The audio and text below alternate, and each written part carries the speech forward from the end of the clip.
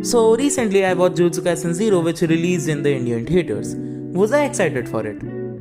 But not because it's Jujutsu Kaisen Zero, but because it was my first anime movie which I was going to watch in the theaters. And मुझे movie अच्छी लगी, mainly because of the animation. MAPPA are at it again, going above and beyond with their crazy, jaw-dropping action sequences. मुझे personally choreography-driven action काफ़ी पसंद आता है, and Naruto is just the king when it comes to this aspect. And मैं कोई और anime को Naruto से कंपेयर नहीं कर सकता इस एस्पेक्ट में, but jujutsu Kaisen zero actually comparable है. जो पूरा गोजो का फास्ट पेस्ड एक्शन सीक्वेंस था वो पूरे रन टाइम का काफ़ी ज़्यादा हाई मोमेंट था. You can not deny that and I really loved it. But ये मूवी बहुत ऐसे प्रॉब्लम से सफ़र करती है जो एनिमे मूवीज इन जनरल ही करते हैं. But today I am not really here to talk about the movie और review it. I am going to do that in bits and pieces. Mainly हम लोग इस मूवी ने इंडियन एनिमे मार्केट में क्या चेंज लाया है उसकी बात करेंगे. एंड ऑल्सो मैं ज़्यादा डीपली नहीं बात करूंगा मूवी के बारे में, so don't worry about the spoilers. But before that let's talk about something.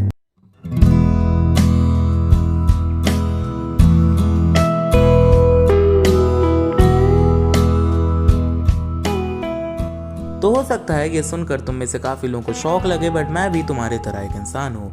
मेरे पास भी सेंसेस हैं एंड मेरा मानना है कि लाइफ में हर चीज़ एक्सपीरियंस करने के लिए सबसे इंपॉर्टेंट सेंस है हमारी आंखें, आवर आइज. तुम जब तक किसी चीज़ को देख नहीं लेते तुम्हारा दिमाग उस चीज़ को जज नहीं कर सकता. First you look at something, then your brain makes a conclusion. Is it safe to look at, is it safe to eat, is it safe to touch. ये सारे कंक्लूजन्स तुम किसी चीज़ को देखे बिना नहीं कर सकते.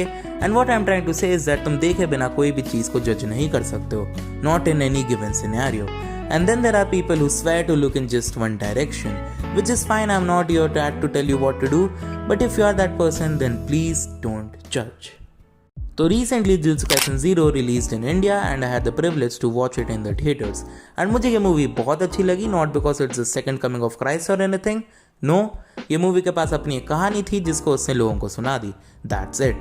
It doesn't try to be something more or less than what it is.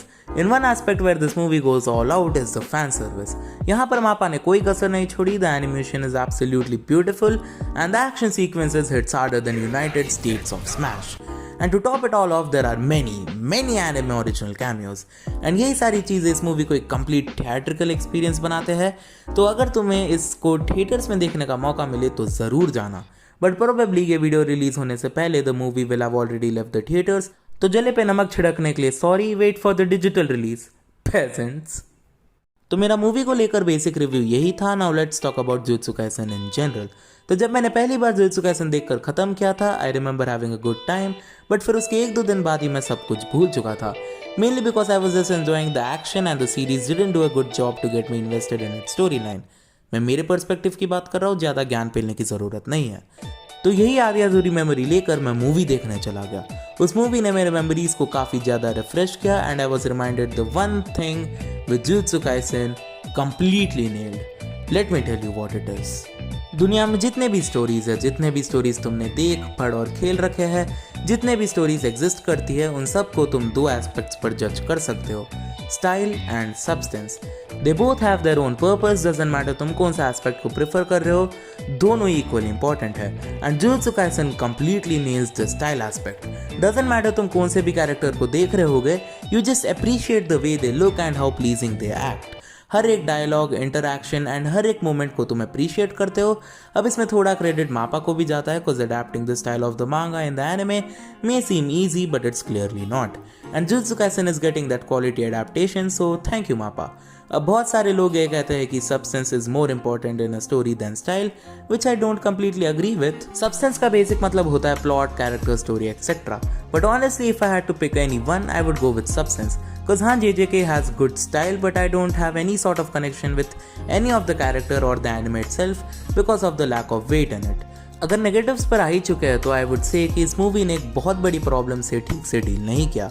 अब I am not a huge fan of anime movies because they simply don't work. If I had to say some movies I like, they would be I want to eat your pancreas, silent voice, your name, that's it. Anime movies की main दिक्कत ये है कि वो बहुत limited time में बहुत ambitious stories दिखाने की कोशिश करते हैं एंड मूवी के एंड होने के बाद किसी को भी क्या हुआ नहीं समझ आता है. एंड जो मूवीज़ मैंने पहले मेंशन करे हैं, they are the movies which are actually really constrained in terms of what they want to show. And on the other side, movies like Weathering with You, Bubble, Jujutsu Kaisen Zero try to show very ambitious story, which I'm not saying is bad, but needs more time to cook. The events they try to show needs some sort of connection with them to properly feel them, which is just not possible in 1 hour 40 minutes. Example के लिए let's create a scenario here. Imagine तुमने 2 plants खरीदे हैं, एक plant के साथ you didn't get the chance to water it more than once, तुमने basically उसके पीछे ज़्यादा time spend नहीं किया था and the plant suddenly died. And in the second case you watered the plant properly, you took good care of it, you spent a lot of time with it, and then it dies. Which plants that would make you more emotional?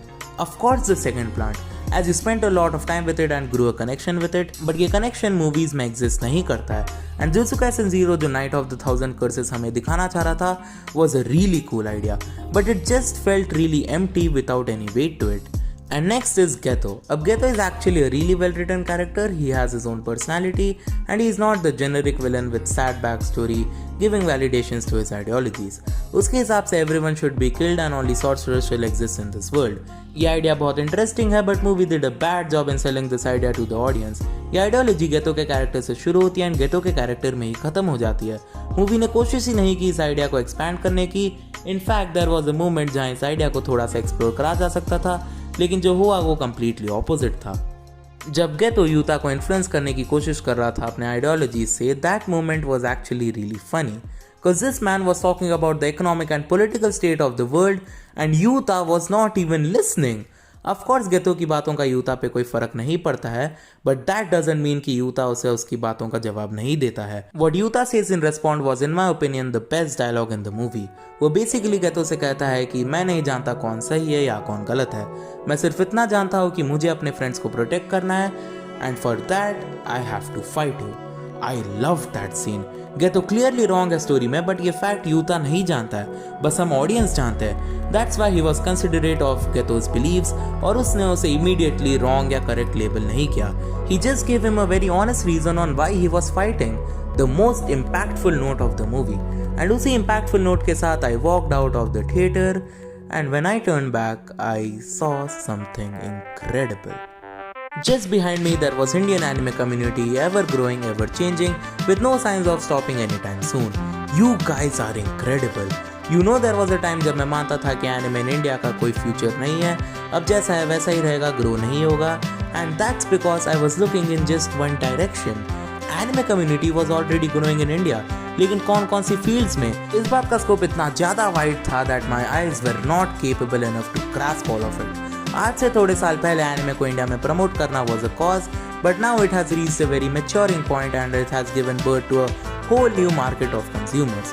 Crunchyroll के prices 600 rupees per month से 79 rupees per month होना, popular shows like My Dress Up Darling and Ranking of Kings को अपना official Hindi dub मिलना, Naruto और Dragon Ball Hindi dub में TV पर वापस आना, and lastly PVR is bringing anime movies in India one after another. I think I speak for every anime fan in India when I say this.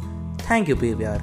Thank you for standing with us. We are loud, but क्या फ़ायदा अगर हमें कोई सुनेगा ही नहीं. So thank you for hearing our voices. And I just know it that ये जो title है of the highest grossing non-English foreign film in India is currently in the hands of an anime movie, and in future it will be in the hands of an anime movie. Because in India, Indian cinema और English cinema के बाद, I don't think there is a bigger medium than anime.